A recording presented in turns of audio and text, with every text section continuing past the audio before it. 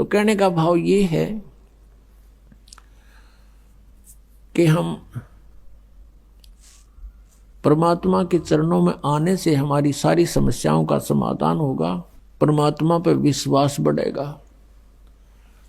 अब प्रसंग चल रहा है कि हम जैसे कोई आपदा आप पर आई और नाम ले नहीं रखा तो वो आपदा आपकी देह तोड़ जाएगी, उसमें बचाव नहीं होगा। बचाव करने के लिए हमने कुछ करना पड़ता है, और वो परमात्मा जिसकी शरण में आप कभी रहे हो और पार हुए नहीं, और फिर आप दोबारा भटक रहे हो, तो फिर उस मालिक को पता होता है। कहता है जो जन मेरी शरण है ताका हूं मैं दास, और गैल गैल लाग्या फिरूं जब लग धरती आकाश। अब जैसे हम कबीर परमात्मा की शरण में नहीं थे, हम अपनी तरफ से तो नहीं थे शरण में, लेकिन हम पहले से इनके संबंधी थे। कई बार ऐसी जबरदस्त दुर्घटनाओं से बाल बाल हमें बचाया है। एक बार नहीं कई बार ऐसी घटनाएं कई प्रकार की, तो हम ये सोचा करते ये ब्रह्मा विष्णु जी और शिव जी ये श्याम जी ने रक्षा कर दी। कहते नहीं, हम इनकी भक्ति करते थे इसलिए इन्होंने हमारी रक्षा की नहीं। जैसे एक टटीरी पक्षी था, महाभारत के अंदर एक प्रकरण आता है, महाभारत ग्रंथ में लिखा है कि महाभारत का युद्ध होने को जा रहा था, आमने सामने सेनाएं खड़ी थी। उस कुरुक्षेत्र के मैदान में कुछ दिन पहले युद्ध में सेना इकट्ठी होने से पहले एक टटीरी नामक पक्षी ने, उस मादा पक्षी ने अंडे उत्पन्न कर दिए उस कुरुक्षेत्र के मैदान में।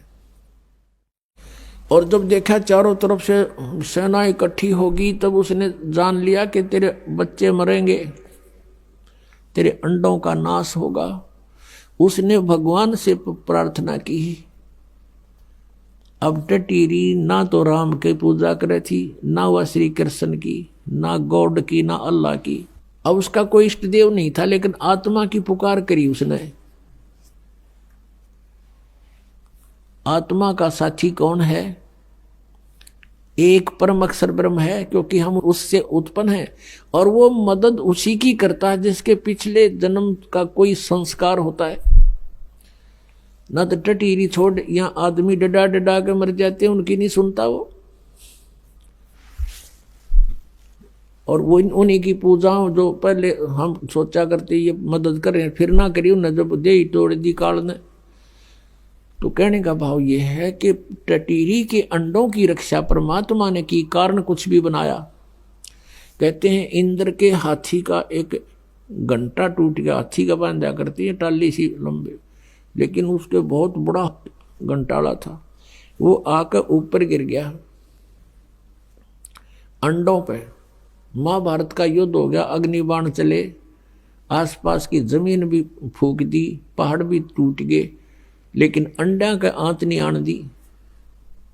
अब वो टटीरी किसकी पूजा करती थी? क्या वह राम की पूजा कर रही थी उसमें, या कृष्ण की कर रही थी, या विष्णु की कर रही थी, या कोई श्याम जी पूजा थी? और उसकी रक्षा की वो किसने की? उस पूर्व संस्कार से। जैसे गीता जी अध्याय नंबर 15 के श्लोक नंबर 16 और 17 में 3 भगवान बताए, एक सरपुरुष, एक अक्षर पुरुष। सरपुरुष अक्षर पुरुष ये कोई भी आपके प्रारब्ध में परिवर्तन नहीं कर सकते, ये स्वयं भी नाशवान है, इनके अंतर्गत जितने प्राणी हैं वो भी नाशवान है।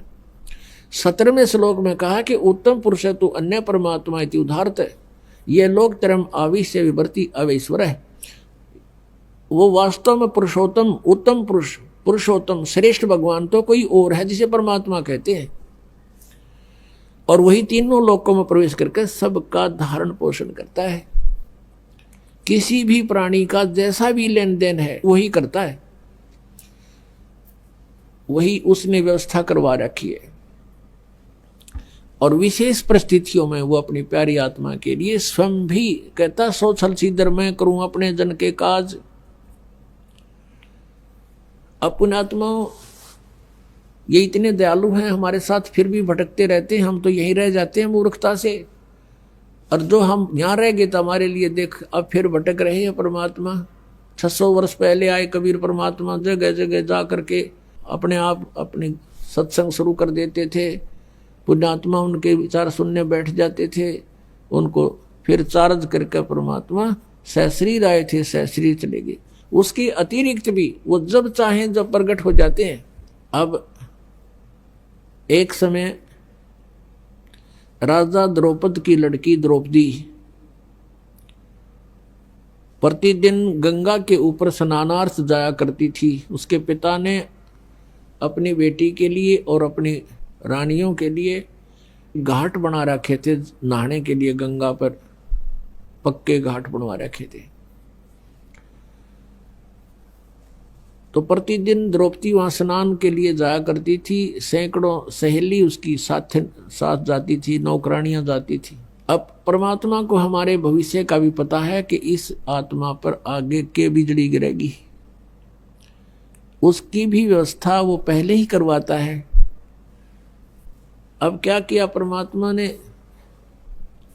100 छल सीधर मैं करो, तो वहां एक दिन एक अंधे महात्मा का रूप बना के परमात्मा वहां चले गए जहां द्रौपदी स्नान करने जाया करती थी। अब द्रौपदी अपनी सहेलियों के साथ वहां पहुंची। महात्मा अंधे थे, नहा रहे थे, उनके पास कोई अन्य वस्त्र नहीं था, ओनली एक लंगोट था जो उसने बांध रखा था, और कोई वस्त्र नहीं था, गर्मियों के दिन थे।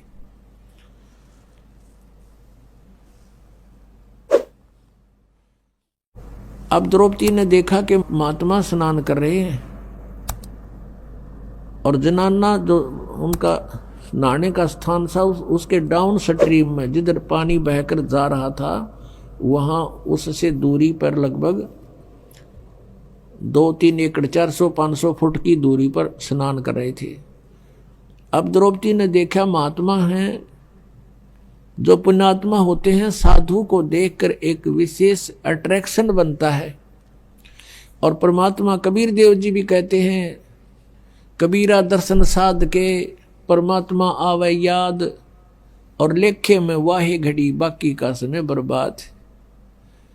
साधु दर्शन राम का मुख पर बसे सुहाग, और दर्शोनी को होत हैं जिनके पूर्ण भाग। तो द्रौपदी की आत्मा क्योंकि पहले जन्म जन्मांतर से भगवान की भक्ति करती आ रही थी और परमात्मा के साथ नहीं जा चुकी, वो आत्मा फिर वहां अपने कर्म न भोग रही थी। एकदम कसक हुई कि महात्मा से कुछ बात करेंगे, परमात्मा की चर्चा करेंगे। फिर उसने सोचा कि साधु स्नान कर रहे हैं, तू भी स्नान कर ले, फिर आराम से बैठकर बात करेंगे, कुछ चर्चा करेंगे भगवान की। द्रौपदी ने स्नान कर लिया, आध पौन घंटा लग गया, और वस्त्र पहन के साड़ी बांध के वो बाहर आई। क्या देखा कि महात्मा की तरफ देखा कि चले तो नहीं गए। सामने क्या देख रही है कि महात्मा तो गहरे जल में चले गए। पहले तो ऊपर थे घुटनों से पानी में, फिर एकदम नीचे इतने पानी में, छाती पानी में पहुंच गए। और ऐसे हाथ मार रहे हैं, कोई वस्तु ढूंढ रहे हैं। द्रौपदी ने ध्यान से देखा कि महात्मा के पास कोई वस्त्र नहीं है, बाहर भी वस्त्र नहीं है किनारे पर, और एक ही लंगोट बांध रखा था। वो पुराना होने से उसका धागा टूट गया और वो बह गया पानी में। शर्म के मारे वो महात्मा और छाती से ऊपर तक जल में प्रवेश कर गया कि इधर बहन बेटियां स्नान कर रही हैं। आवाज से उसने महसूस किया। अब उन्होंने आइडिया लगाया द्रौपदी ने कि ये महात्मा अंधा है, इसको दिख नहीं रहा, इसी कारण से इधर गलत स्थान पर आ गया, नहीं तो इधर कोई पुरुष नहीं आता, ये अनजानपने में आ गया। यदि वहां कोई आसपास पुरुष आ जाता तो उसको सजा देते थे। उसको महसूस हुआ कि ये महात्मा आंखों वाला नहीं है, नहीं तो इधर नहीं आता। फिर द्रौपदी ने देखा कि इसके पास वो कोई वस्त्र नहीं है और ये महात्मा शर्म के मारे जल में प्रवेश कर गया है, ये बाहर नहीं आएगा और बेचारा सारा दिन इसमें खड़ा रहेगा, रात्रि के समय हुई ये बाहर आएगा।